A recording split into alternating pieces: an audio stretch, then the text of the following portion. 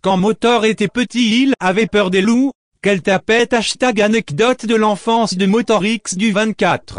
Eh bien salut à tous et à toutes, aujourd'hui c'est Motor et nous allons donc nous retrouver pour une cryptide. Aujourd'hui on va parler d'un des faits historiques français les plus pétés qu'il y ait jamais eu. On va parler de la bête du Gévaudan. Nous sommes donc partis. Avant de débuter, j'aimerais préciser 2-3 petites choses. Cette vidéo risque d'être un bordel sans nom, tout simplement parce que l'histoire que je vais essayer de vous raconter est super complexe et il y a pas mal de zones d'ombre au niveau de certains personnages. Je vais pas citer tous les meurtres parce qu'il y en a une pétée, donc je vous conseille d'aller faire des recherches après cette vidéo. Voilà. Donc commençons par le début. Où se passe l'histoire? Elle se passe en Gévaudan, qui est l'actuel Lozère. Elle se passe quand? Au 18e siècle, à une époque où Louis XV est le roi de tous les Français. Donc tout débute le 30/06/1764, le jour où Jeanne Boulet, une vachère de 14 ans, est retrouvée morte au milieu d'un champ. Voilà, elle est complètement mutilée et à partir de ce moment-là, une psychose commence à s'installer en Gévaudan, comme quoi une bête rôderait.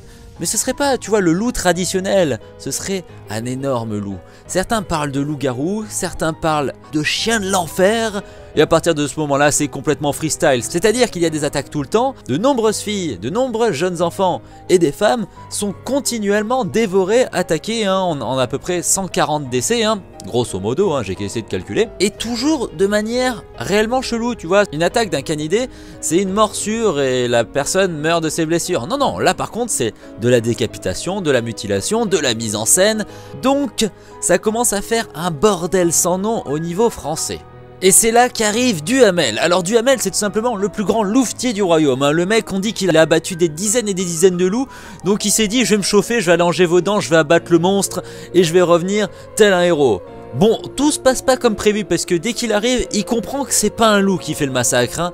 Il fait donc les chasses avec le marquis de Morangiès, parce que oui, il faut recontextualiser l'affaire. C'est qu'à l'époque, les seules personnes qui pouvaient chasser, c'était les nobles. Ceux qui faisaient de la chasse et qui n'étaient pas nobles, on appelait ça du braconnage. Donc il chasse avec les nobles. Et à partir de ce moment-là, il se rend compte qu'on essaye de lui mettre des bâtons dans les roues, que personne veut réellement l'aider, et qu'au final, il est pas prêt de capturer la bête, parce que la bête, elle est pas si conne que ça. Donc, il rentre chez lui, tout simplement. Donc du coup, les attaques continuent. Beaucoup disent avoir vu une bestiole avec une longue fourrure, une longue queue, plus petite qu'un loup en termes de taille, mais plus large, avec une espèce de collerette sur le dos, avec la tête plus allongée. Donc là, ça commence à faire flipper tout le monde.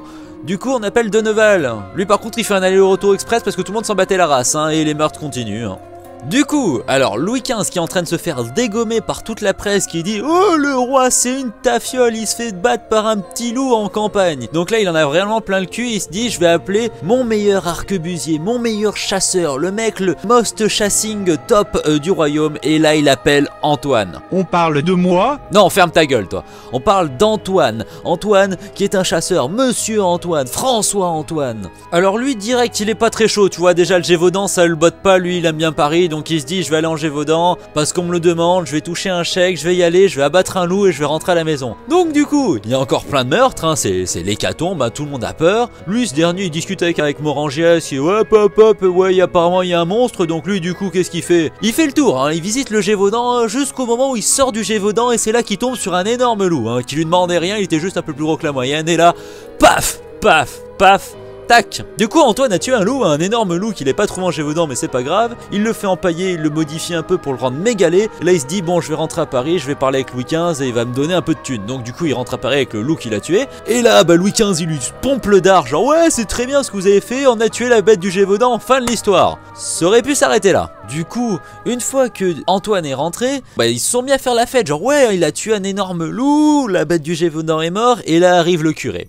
Dont je les appelle non. Mais le curé a tout simplement dit « Mais non, mais je l'ai vu la bête, je l'ai vu dans les champs. » Et là, tout le monde se dit « Ta gueule, t'as bu trop de vin de messe, t'es trop vieux, t'es trop sénile, la bête elle est morte, ferme ta gueule. » Bon, c'est ça qui est bien, c'est que 2 mois après, la bête ressort mode YOLO swag, je vais abattre tout le monde. Et là, tout le monde en a plein le cul, genre, elle continue à faire des morts, parce que ouais, elle est swag, elle est encore là, elle est présente dans le game. Et là arrive Jean Chastel. Alors Jean Chastel, j'en ai pas encore parlé, mais c'était un peu le villageois que tout le monde détestait, tout le monde l'appelait le fils de la sorcière, il avait eu 9 enfants, dont un qu'on appellera encore Antoine parce qu'il s'appelait réellement Antoine et qui était complètement niqué dans sa tête, un espèce de sadique putain de psychopathe. Et la Chastel, parce que la bête avait tué personne qu'il considérait comme sa fille, se dit je vais abattre la bestiole, il prend son fusil, il va faire venir les balles et là il tombe sur la bête et là pouf, pouf, pouf, la bête tombe et voilà. Bon, une fois que Jean Chastel a abattu la bestiole, plus aucun meurtre n'est répertorié dans tout le Gévaudan. Cependant, beaucoup de questions restent. Qu'était-ce? Pourquoi? Et qui? Donc, qu'est-ce que la bestiole? Alors c'est pas du haut de ma petite chaîne YouTube que je vais vous apporter une réponse super concise et claire.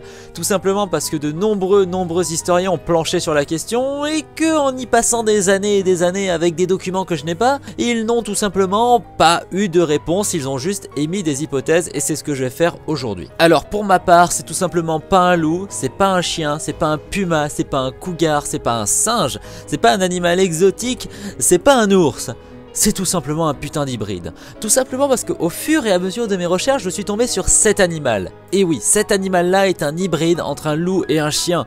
Et quand j'ai vu cette bestiole réellement affreuse, j'ai tilté entre les diverses gravures et les diverses choses qu'ont raconté les survivants. Hein, genre, oui, une fourrure plus petite, plus trapue, avec une allure de loup. Je suis désolé, ça fait tilt. Bien entendu, l'espèce de trait noir sur le dos ne serait pas naturelle. La chose qui remonte à chaque fois, c'est que le chien est accompagné d'un homme et que le chien était tout simplement affublé d'une armure, ce qui explique sa longévité extraordinaire parce que bon, la bestiole a tué de 64 à 67 et là ça fait beaucoup. Elle a survécu au froid, aux attaques, oui, puisque les paysans se défendaient. Donc on arrive à la question la plus intéressante: qui pouvait avoir ça dans son jardin? Et qui a décidé de tuer tout le monde? Et là ressortent deux personnages, deux suspects numéro 1 si je puis dire. Qui est-ce qui aurait pu faire ça? Bah c'est très simple, le comte de Morangiès et Antoine Chastel, donc le fils de Jean Chastel, le tueur de la bête. Tout simplement parce que l'un était considéré comme un personnage assez vil et pervers et le second comme un pervers masochiste de base. Sachant que Antoine Chastel avait comme taf de dompter des molosses. Le mec vivait avec des gros chiens, des hybrides, etc. Donc là ça fait tilt. Qui est-ce qui aurait pu dresser la bête? Antoine. Qui est-ce qui aurait pu permettre à Antoine de faire un tel carnage et de se pignoler tranquillou en voyant ça? Le comte de Morangiès. Et ces deux personnalités là fusionnées font la bête du Gévaudan. Alors c'est une hypothèse qui ressort pas mal de fois, je la trouve plus concrète que le loup-garou ou un pervers, même si les deux mixés en deux ça fait le pervers du siècle, ou même la bête de l'enfer, parce que ça j'y crois pas, me dire que oui la bête est sortie du fond des enfers, non. Vu ce qui s'est passé, vu la mise en scène, parce que bon, je vous conseille quand même d'aller faire des petites recherches à côté, vous trouverez un peu les diverses choses, hein, les fillettes retrouvées nues avec la tête enlevée, les vêtements, etc. C'est de la mise en scène, et la bestiole qui décapite, ça n'existe pas, ça s'appelle un homme. Donc le monstre, je pense un hybride mixé avec Antoine Chastel qui faisait les meurtres, tout ça chaperonné par le comte de Morangiès, eh ben on a peut-être la clé du mystère là. Cependant on n'a pas toutes les preuves malheureusement et on ne sait pas quand est-ce qu'ils auraient pu se rencontrer. Bon, ils se sont rencontrés sur les terres, mais comment est-ce qu'ils auraient pu décider tous les deux de monter tout cela et comment est-ce qu'ils auraient chopé un hybride? Bon, j'ai une petite idée de comment on fait les hybrides, mais voilà. Donc sur ce, j'espère quand même que cette vidéo vous aura plu. Je sais qu'elle est un petit peu différente de ce que j'apporte d'habitude, mais ça fait très longtemps que j'avais envie de parler de la bête du Gévaudan. Et pour tout simplement ceux qui ont la flemme de faire des recherches, je vous conseille deux films: La bête du Gévaudan qui est un téléfilm et Le Pacte des loups de Christophe Gans. Sur ce, prenez soin de vous, à plus et bye bye, pensez à vous abonner, à liker, à commenter, à partager, bref, salut.